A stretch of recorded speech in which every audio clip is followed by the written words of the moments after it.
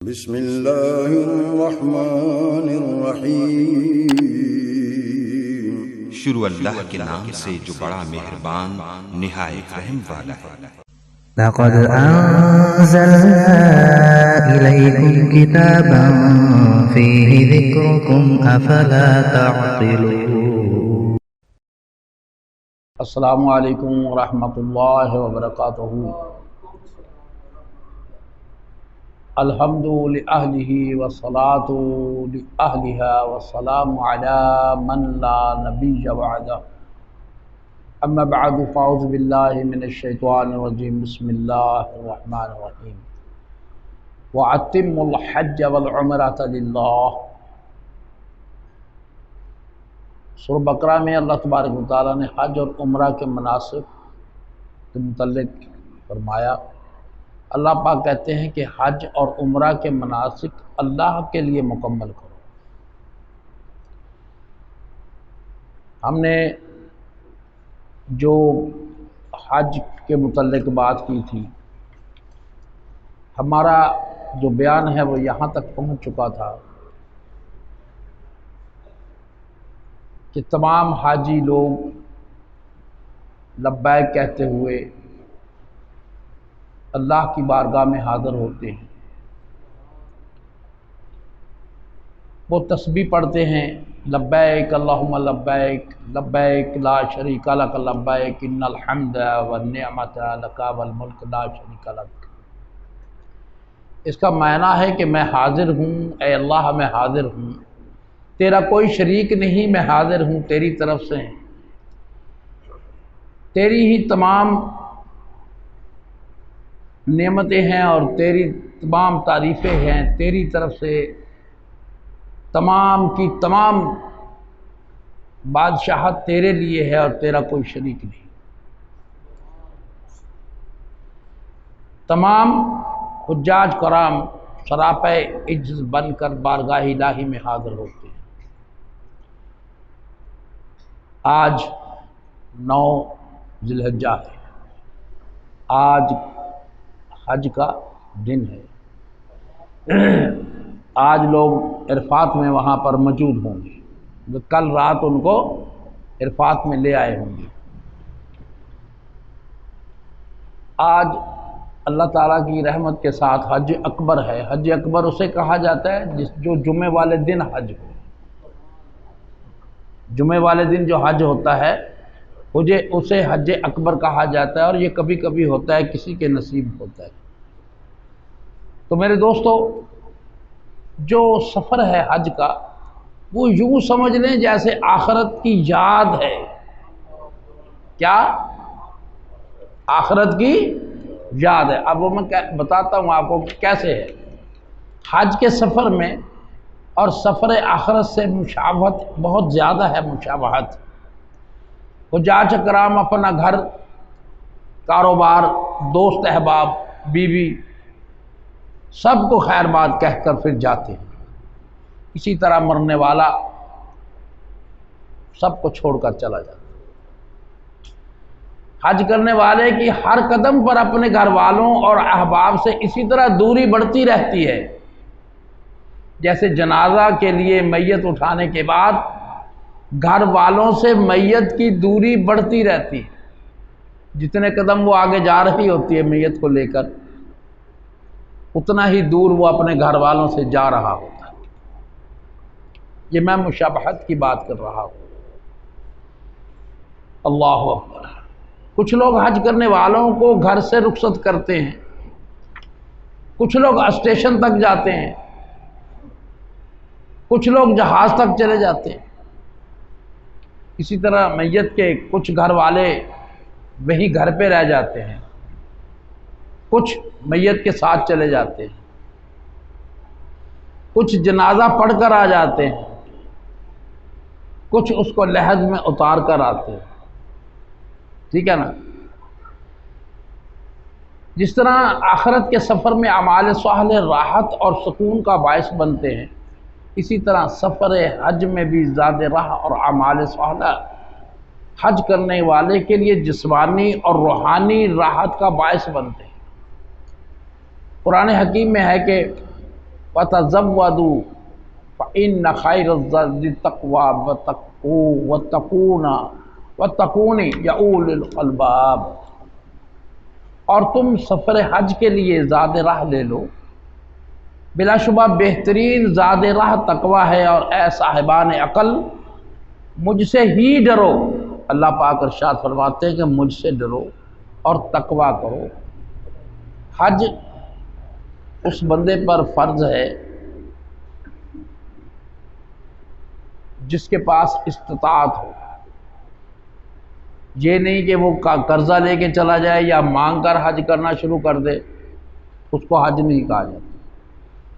اللہ کے پیارے حبیب صلی اللہ علیہ وسلم نے ہمیں سمجھایا، ہمیں بتایا کہ حج جو ہے اس وقت کرنے جاؤ اگر آپ کے 3 ماہ لگتے ہیں، 1 ماہ لگتا ہے، جتنا بھی وقت لگتا ہے، آپ کے پیچھے گھر والوں کو پریشانی کوئی نہ ہو، کھانے کی تنگی نہ ہو، آپ کے پاس وہ تمام وسائل موجود ہونے چاہیے، پھر آپ حج پر جائیں۔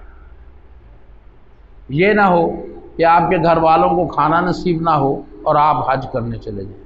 ایسے بہت سارے لوگ ہیں جو کرتے ہیں، ان کا حج نہیں ہوتا۔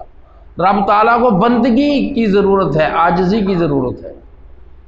ہم جو یہ کرتے ہیں کہ نمازیں پڑھ لی، فلاں کر لیا، فلاں، یہ اللہ کو پسند نہیں۔ وہ کہتا ہے یار تم نیت سے پڑھتے نہیں ہو۔ اس کی قبول کرتا ہے جو دل سے پڑھتا ہے۔ اسی طرح حج بھی اس کا ہی قبول ہے جو دل سے جاتا ہے، چاہے وہ غریب ہی کیوں نہ ہو۔ تو دوستان محترم،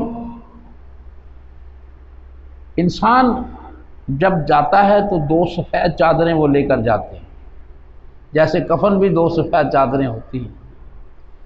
میں پھر بھی عرض کرتا جا رہا ہوں کہ مشابہت کی بات کر رہا ہوں، سفر آخرت کی اور سفر حج کی۔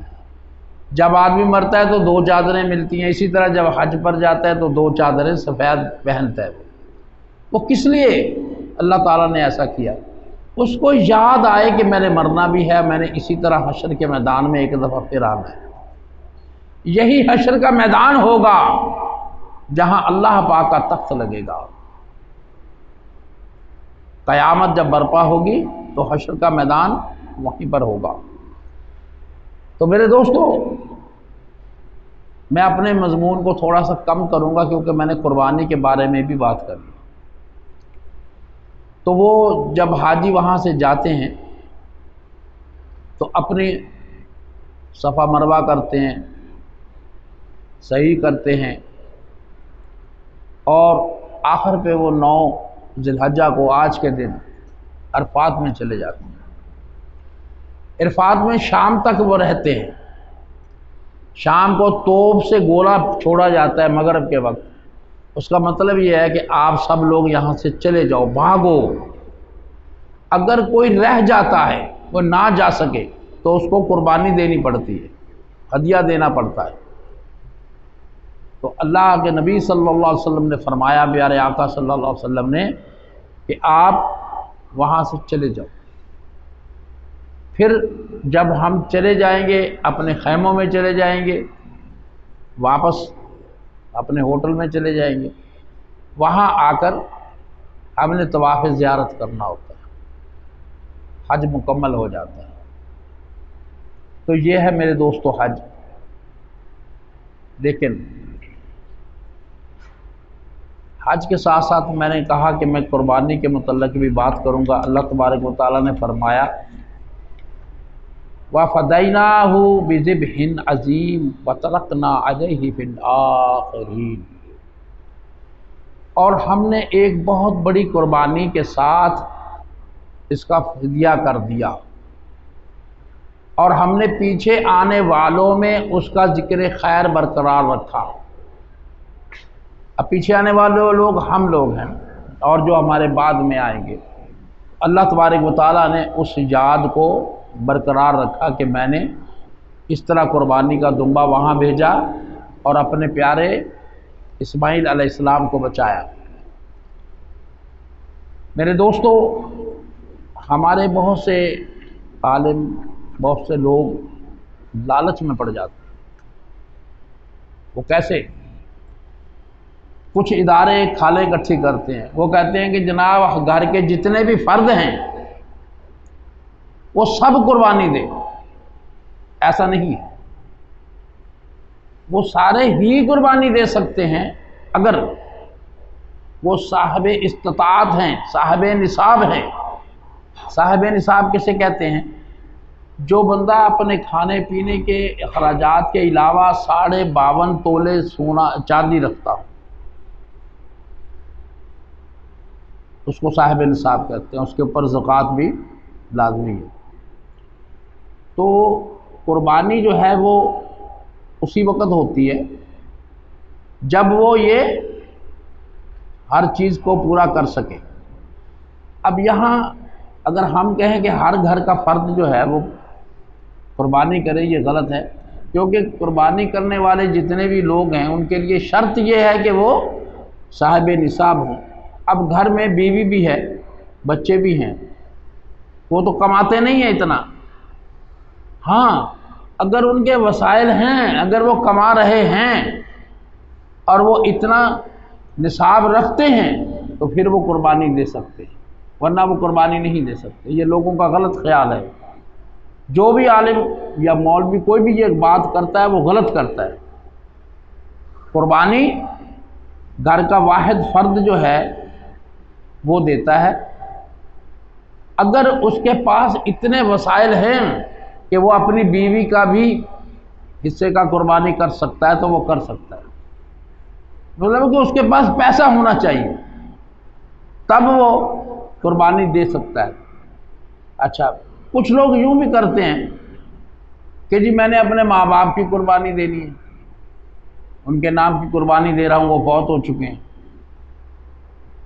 ایسا نہیں ہو سکتا، اپنی نام کی قربانی بھی وہ دے،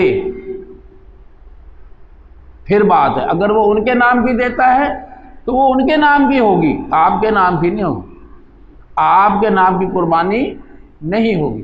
اب بہت سے لوگ یوں ہی کرتے ہیں، وہ کہتے ہیں کہ چلو یار ہم اپنے ابو کے نام کے کر دیتے ہیں، وہ والد صاحب فوت ہو چکے ہیں، ان کو ثواب پہنچے گا، ان کو پہنچے گا، لیکن آپ کی قربانی برقرار کھڑی ہے، آپ کے نام کی قربانی نہیں ہوئی۔ سمجھ آ گئی نا بھائی میرے دوستو؟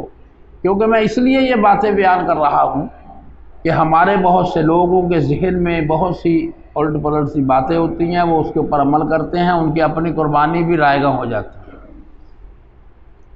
اللہ تبارک و تعالیٰ کو اللہ خود کہتا ہے کہ مجھے گوشت کی ضرورت نہیں ہے، مجھے کھال یا یہ اس کی سری کی ضرورت نہیں ہے، ضرورت آپ کی نیت کی اور عاجزی کی ہے، دونوں چیزیں ہیں۔ آپ نے نیت بھی کر لی کہ میں نے قربانی دینی ہے، لیکن عاجزی نہیں ہے، آپ پکڑے ہوئے ہیں کہ یار میں نے اونٹ لیا ہے، آپ اونٹ کو دکھا رہے ہیں کہ لوگ اونٹ دیکھیں، یہ قربانی نہیں ہے۔ آپ بیل لے کے آئے، لوگوں کو بڑے بتا رہے ہیں کہ یار میں نے 4 لاکھ کا بیل لیا ہے، اور اس نیت سے بتا رہے ہیں کہ لوگ کہیں گے یار یہ بڑا تگڑا آدمی ہے، اس کی قربانی نہیں ہے۔ قربانی تبھی اللہ تبارک و تعالیٰ قبول فرماتے ہیں جب آپ عاجز بن کر قربانی کریں گے۔ اللہ پاک کی ذات جو ہے وہ عاجزی پسند کرتی ہے۔ جب تک آپ کے دل میں، آپ کے نیت میں یہ فطور رہے گا کہ میں بہت بڑا ہوں اور میں نے لوگوں کو جناب دکھانے کے لیے یہ کام کرنا ہے، تو وہ قربانی نہیں ہوگی۔ کچھ لوگوں کے پاس پیسے نہیں ہوتے، وہ کہتے ہیں یار میرا نک نہیں رہندا، کہتے ہیں نا، وہ قرضہ لے کے بھی قربانی کر لیتے ہیں، وہ بھی قربانی نہیں ہوتی۔ یہ قربانی کا اللہ تعالیٰ نے ایک قانون واضح کر دیا ہے ہمارے لیے کہ جس نے قربانی کرنی ہے وہ صاحب نصاب ہونا چاہیے، اس کے پاس پیسہ ہونا چاہیے، تب وہ قربانی کرے۔ تو میرے دوستو، میں نے اس لیے قربانی کے متعلق بات کی کہ بہت سارے لوگ، بہت سارے مولوی بھی حضرات ایسے ہیں جو ایسی باتیں کر جاتے ہیں، سارے تو ایسے نہیں کرتے، کہ وہ اپنے لالچ کے لیے یار کھالیں اکٹھی ہو جائیں گی زیادہ، تو یہ بات کہہ دیتے ہیں کہ گھر کا ہر فرد قربانی کرے۔ تو آپ نے اس چکر میں نہیں آنا، اس پریشانی میں نہیں آنا آپ کے پاس اگر دولت ہے، پیسہ ہے، سرمایہ ہے تو آپ قربانی کر سکتے ہیں۔ پہلے وقتوں میں کچھ لوگ ان میں سے اب بھی موجود ہیں کہ وہ سارا سال اس جانور کو پالتے ہیں، پھر اس کو ذبح کرتے ہیں۔ اصل قربانی وہ ہے، بندے کو پتہ لگتا ہے کہ میرے سے کچھ جدا ہو رہا ہے، کیونکہ اس سے پیار ہو جاتا ہے نا۔ آپ کسی چیز کو بھی رکھ لیں، پرندہ رکھ لیں، کتا رکھ لیں، کوئی بھی جانور رکھ لیں، جب آپ روزانہ اس کو صبح شام پیار کریں گے، اس سے ملیں گے، کھانا کھلائیں گے، تو آپ کو اس سے محبت ہو جائے گی اور اس جانور کو بھی آپ سے محبت ہو جائے گی۔ جب اس کے اوپر چھری چلے گی نا تو آپ کا دل جو ہے نا وہ محسوس کرے گا کہ یار میرے سے کوئی جدا ہو رہا ہے۔ تو یہ ہے قربانی۔ اور آج کل کیا ہوتا ہے، وہ کہتے ہیں یار عید والے دن جا کے لے آئیں گے، بس ذبح کر دیں گے، یار کون تردد کرتا رہے۔ تو میرے دوستو، اللہ تبارک و تعالیٰ کو صرف عاجزی پسند ہے، یہ میں بار بار کہہ رہا ہوں۔ اور کوشش کرو جب قربانی ہو اپنے دوست احباب کو وہ گوشت تقسیم کرو، لیکن یہ بھی حکم ہے اگر آپ کے پاس اتنے وسائل نہیں ہیں، آپ غریب آدمی ہیں، تو آپ خود بھی کو کھا سکتے ہو، وہ سارا بھی گوشت رکھ سکتے ہو۔ لیکن یہ باتیں بتاتے نہیں ہیں مولوی، یہ بات نہیں بتاتے ہیں۔ وہ کہتے ہیں نہیں تم نے 3 حصے ہی کرنے ہیں۔ نہیں، 3 حصے آپ کر سکتے ہیں، ایک فقراء کو دے دو، آپ خود رکھ لو، لیکن اگر آپ کا کنبہ زیادہ ہے، گوشت تو اتنا سا ہوتا ہے چھوٹے جانور کا، تو وہ آپ نہ بھی دیں تو آپ کی قربانی ہو جائے گی، لیکن شرط وہی ہے عاجزی والی، ٹھیک ہے نا۔ میرے دوستو، میں نے قربانی کے متعلق بات کی اور حج کے متعلق بات کی۔ اللہ تبارک و تعالیٰ ہمارا یہ بولنا پسند قبول فرما لے، اور اللہ تبارک و تعالیٰ ہمیں اپنے محبوب صلی اللہ علیہ وسلم کی پہچان قبر اور حشر میں نصیب فرما دے۔ اور میری دعا ہے کہ جو بھی یہاں پر مجلس میں قائم لوگ ہیں، اللہ تعالیٰ سب کو حج عمرہ کرنے کی توفیق عطا فرمائے اور نیک کام کرنے کی توفیق عطا فرمائے۔ وما علینا الا البلاغ۔